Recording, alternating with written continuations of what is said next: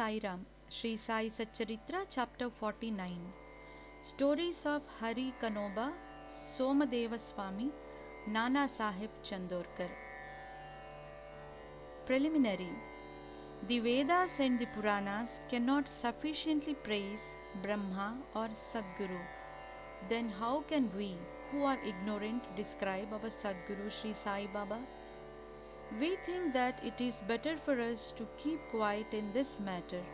In reality, the observance of the vow of silence is the best way of praising the Sadguru. But the good qualities of Sai Baba make us forget our vow of silence and inspire us to open our mouth. Good dishes taste flat if there be no company of friends and relations to partake of the dishes with us. But when they join us, the dishes acquire additional flavor. The same is the case with Sai Lilamrit, the nectar in the form of Sai Leelas. This nectar we cannot partake alone. Friends and brothers have to join us. The more the better. It is Sai Baba himself that inspires these stories and gets them written as he decides. Our duty is to surrender completely to him and meditate on him. Practicing penance is better than pilgrimage, vow, sacrifice, and charity. Worshipping Hari, Lord, is better than penance, and meditation on the Sadguru is the best of all. We have, therefore, to chant Sai's name by mouth, think over his sayings in our mind, meditate on his form, feel real love for him in our heart, and do all our actions for his sake. There is no better means than this for snapping the bondage of samsara. If we can do our duty on our part as stated above, Sai is bound to help and liberate us. Now, we revert to the stories of this chapter. Hari Kanoba. A gentleman of Bombay named Hari Kanoba heard from his friends and relations many Leelas of Baba. He did not believe in them as he was a doubting Thomas. He wanted to test Baba himself, so he came to Shirdi with some Bombay friends. He wore a lace-bordered turban on his head and a new pair of sandals on his feet. Seeing Baba from a distance, he thought of going to him and prostrating himself before him. He did not know what to do with these new sandals. Still going to some corner outside in the open country yard, he placed it there and went in the masjid and took Baba's darshan. He made a reverential bow to Baba, took Udi and Prasad from Baba and returned. When he reached the corner, he found that his sandals had disappeared. He searched for them in vain and returned to his lodging very much dejected. He bathed, offered worship and Naivedya and sat for meals. But all the while he was thinking about nothing but his sandals. After finishing his meals, he came out to wash his hands when he saw a Maratha boy coming towards him. He had in his hand a stick on the top of which was suspended a pair of new sandals. He said to the man who had come out to wash their hands that Baba sent him with this stick in hand and asked him to go on the streets crying, Hari ka beta, Jari ka peta, and told him that if anybody claims these sandals, first assure yourself that his name is Hari and that he is the son of Ka, that is Kanoba, and that he wears a lace-bordered turban, and then gave them to him. Hearing this, Hari Kanoba was pleasantly surprised. He went ahead to the boy and claimed the sandals as his own. He said to the boy that his name was Hari and that he was the son of Ka, Kanoba, and showed him his lace-bordered turban. The boy was satisfied and returned the sandals to him. Hari Kanoba wondered in his mind, saying that his lace-bordered turban was visible to all and Baba might have seen it, but how could he know his name Hari and that he was the son of Kanoba, as this was his first trip to Shirdi? He came there with the sole object of testing Baba and with no other motive. He came to know by this incident that Baba was a great Satpurush. He got what he wanted and returned home well pleased. Somadeva Swami. Now hear the story of another man who came to try Baba. Bhaiji, brother of Kaka Sahib Dikshit, was staying at Nagpur. When he had gone to the Himalayas in 1906, he made an acquaintance with one Somadeva Swami of Hardwar at Uttarakashi down the Gangotri valley. Both took down each other's names in their diaries. 5 years afterwards, Somadeva Swami came to Nagpur and was Bhaiji's guest. There he was pleased to hear the Leelas of Baba, and a strong desire arose in his mind to go to Shirdi and see him. He got a letter of introduction from Bhaiji and left for Shirdi. After passing Manmad and Kopargaon, he took a tanga and drove to Shirdi. As he came near Shirdi, he saw two high flags floating over the masjid in Shirdi. Generally, we find different ways of behavior, different modes of living, and different outward paraphernalia with different saints. But these outward signs should never be our standards to judge the worth of the saints. But with Somadeva Swami it was different. As soon as he saw the flags flying, he thought, why should a saint take a liking for the flags? Does this denote sainthood? It implies the saint's hankering after fame.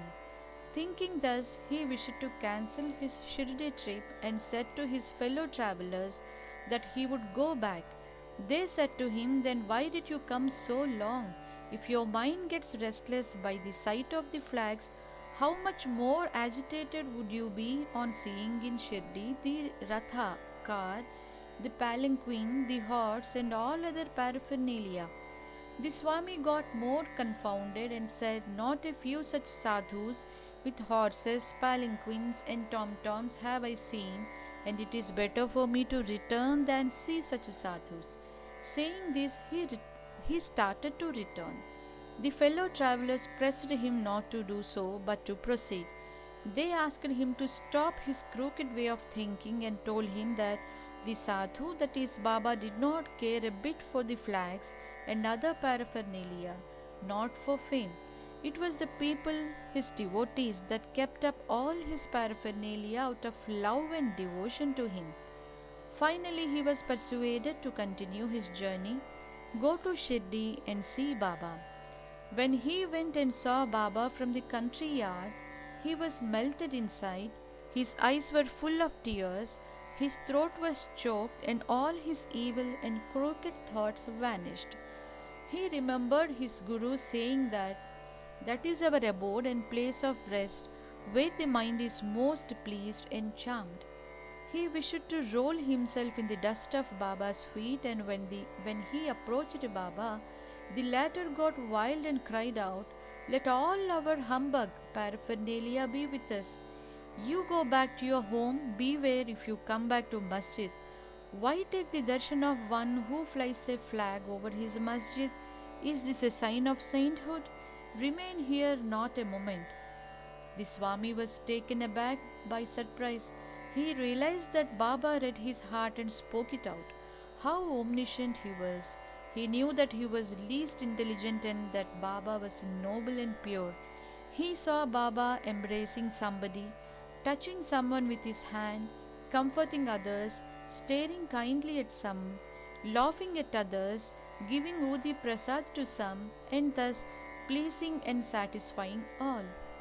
Why should we alone be dealt with so harshly? Thinking seriously, he came to realize the Baba's conduct responded exactly to his inner thought, and that he should take a lesson from this and improve, and that Baba's wrath was a blessing in disguise. It is needless to say that later on his faith in Baba was confirmed and he became a staunch devotee of Baba. Nana Sahib Chandorkar. Hemad Pant concludes this chapter with a story of Nana Sahib Chandorkar. When Nana Sahib was once sitting in the masjid with Mahal Sapati and others, a Mohammedan gentleman from Bijapur came with his family to see Baba. Seeing Gosha veiled ladies with him, Nana Sahib wanted to go away, but Baba prevented him from doing so. The ladies came and took the darshan of Baba. When one of the ladies removed her veil in saluting Baba's feet and then resumed it again, Nana Sahib, who saw her face, was so much smitten with her rare beauty that he wished to see her face again. Knowing Nana's restlessness of mind, Baba spoke to him after the lady had left the place as follows: Nana, why are you getting agitated in vain? Let the senses do their allotted work or duty. We should not meddle with their work. God has created this beautiful world and it is our duty to appreciate its beauty. The mind will get steady and calm slowly and gradually. When the front door was open, why go by the back one? When the heart is pure, there is no difficulty whatsoever. Why should one be afraid of anyone if there be no evil thought in us? The eyes may do their work, why should you feel shy and tottering? Shama was there and he could not follow the meaning of what Baba said, so he asked Nana about this on their way home. Nana told him about his restlessness at the sight of the beautiful lady, how Baba knew it and advised him about it. Nana explained Baba's meaning as follows: that our mind is fickle by nature, it should not be allowed to get wild. The senses may get restless, the body, however, should be held in check and not allowed to be impatient. Senses run after objects, but we should not follow them and crave for their objects. By slow and gradual practice, restlessness can be conquered. We should not be swayed by the senses, but they cannot be completely controlled. We should curb them rightly and properly according to the need of the occasion. Beauty is the subject of sight. We should fearlessly look at the beauty of objects. There is no room for shyness or fear. Only we should never entertain evil thoughts. Making the mind desireless, observe God's works of beauty. In this way, the senses will be easily and naturally controlled, and even in enjoying objects, you will be reminded of God. If the outer senses are not held in check, and if the mind be allowed to run after the objects and be attached to them, our cycle of births and deaths will not come to an end. Objects of senses are things harmful. With viveka, discrimination, as our charioteer, we will control the mind and will not allow the senses to go astray. With such a charioteer, we reach the Vishnupada, the final abode, our real home from which there is no return. Bow to Sri Sai, peace be to all.